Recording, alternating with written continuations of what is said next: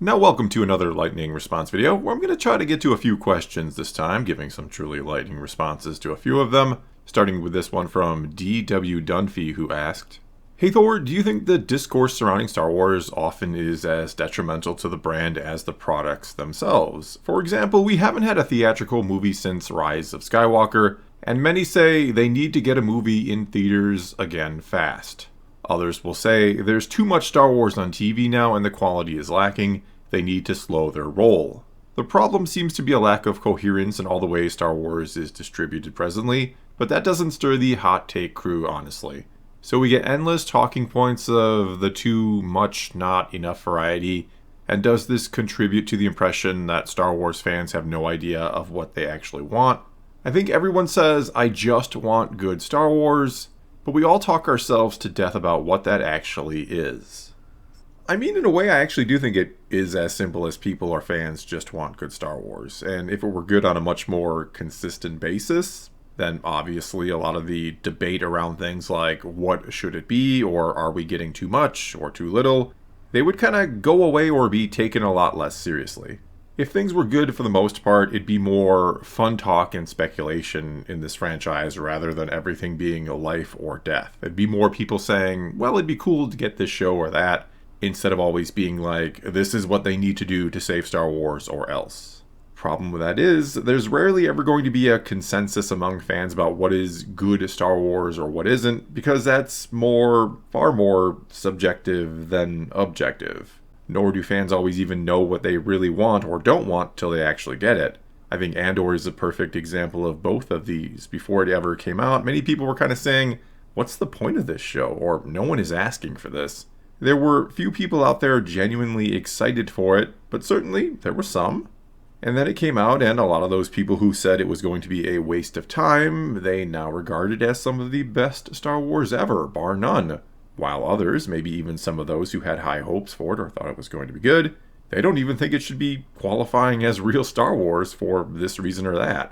And though I think I can make a pretty sound objective argument as to why Andor should be regarded as a good show, that doesn't mean subjectively as a Star Wars fan you have to like it or enjoy it. And so kind of going back to the question, I mean, I never think actual discourse, is a bad thing. I think it's always good and healthy to discuss things in a civilized manner, or even to get a little heated at times in a debate, and to seek universal truth and understanding of those different from you or with different opinions and mindsets, and to potentially even achieve a compromise from time to time, or when the situation calls for it or needs it. Problem is, as you basically point out, that's not exactly what's happening in the Star Wars fandom these days. The different sides of this debate about what is good Star Wars, what is bad, how much there should be, and so on, they have little or no interest in even speaking with each other, much less trying to understand each other. We can't agree on what's good Star Wars because some, right or wrong, you could argue, they love virtually all of it. They don't want to even question any of it. While others are just kind of done with Disney and hate pretty much all of it and don't even want to give it a chance.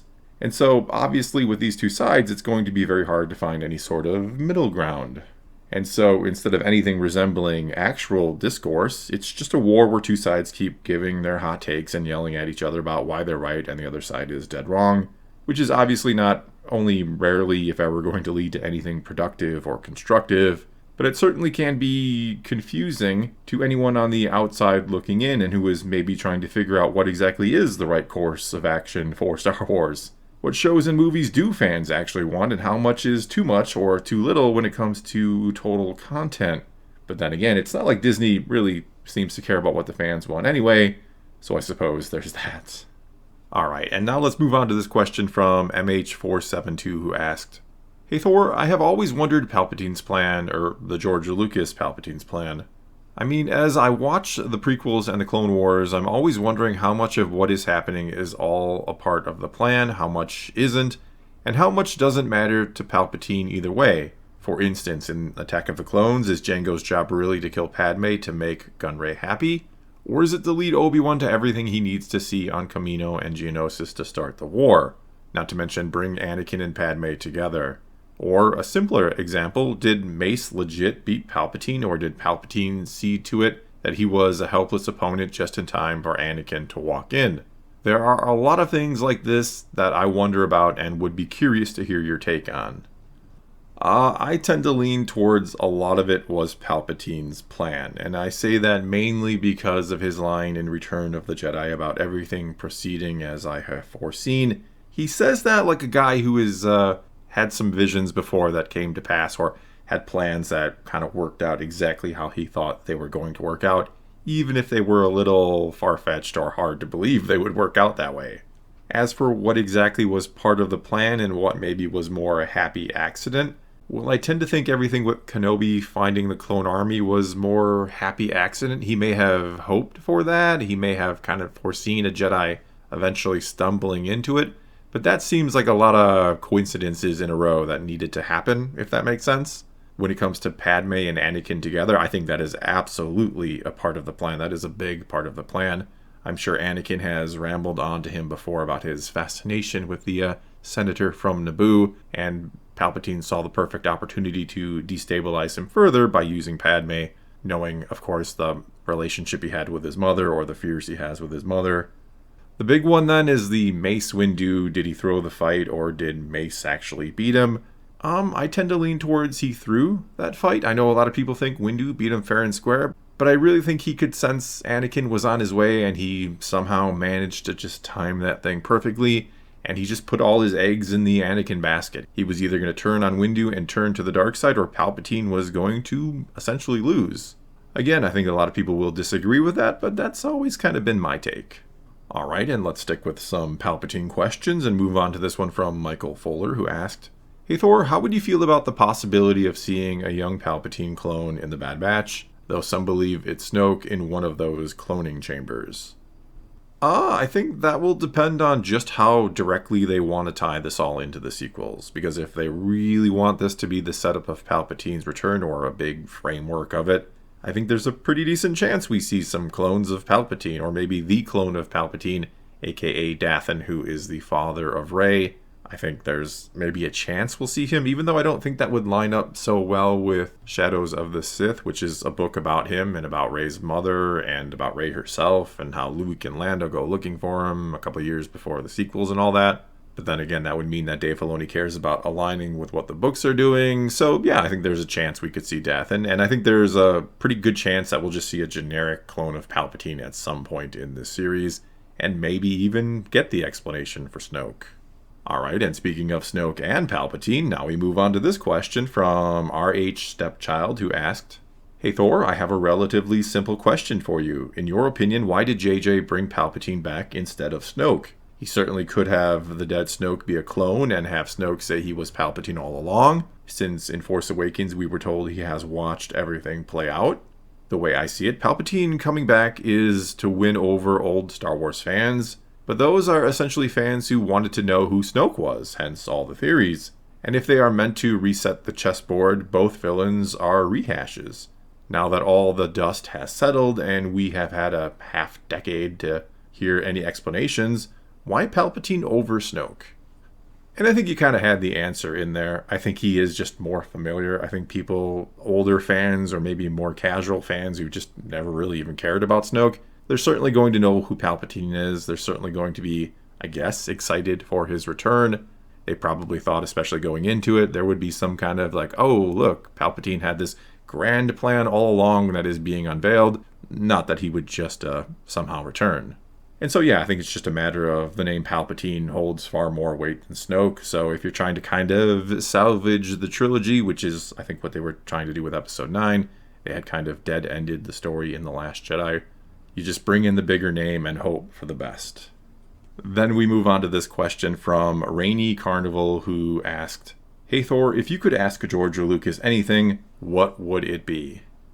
That is very hard because I would want to ask him about a million different things. But I think if I could know one thing from the mind of George Lucas, it would be, what exactly would your sequel trilogy have looked like? Give me as many details as you can about it, because that is something I just feel like we fans should know. I would love to know George's conclusion to his story. Though a second question I would love to ask him is, do you regret selling Lucasfilm? Okay, let's now move on to this one from Arcane Feline, who asked, Hey Thor, what is your opinion on the Jedi Fallen Order and Jedi Survivor video games? I've played Fallen Order and in the middle of Survivor at the moment, and it seems to me that they are the best and most faithful Star Wars stories since KOTOR. I think there are some good games in between here and KOTOR, though that said, I think the Fallen Order games, or the Jedi games, I guess we could call them, I think they are some of the best Star Wars games ever. And I mean that both in terms of story and how they play, though more story than play. I'm not a big fan of all the jump puzzles all the time in the games, but I do love them both. I do think they both have excellent stories. I've talked about them a little bit, and probably could stand to talk about them a little bit more since they are very enjoyable, and there is, of course, a third one coming up. Which brings us to this question from Milo the Mighty, who asked, Hey Thor, it's been confirmed that the third Jedi game is officially in development, but the game director for the first two games is not returning due to leaving Respawn EA. Do you think this could be a minor or major blow to the third chapter?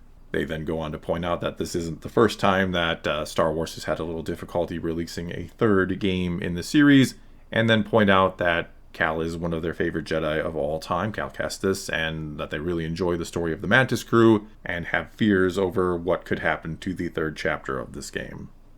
And to that I would say, let's not give up hope on this being a fantastic game and a fantastic conclusion to what, as I was saying moments ago, has been a really good Star Wars story, a very solid Star Wars story that does touch on some of the core themes of Star Wars itself. So yeah, I understand the track record of Star Wars and number 3 games in the series either not coming out or not being great, though mainly just not even ever coming out. So fingers crossed, let's hope they can stick the landing and perhaps even see Cal Kestis in live action someday.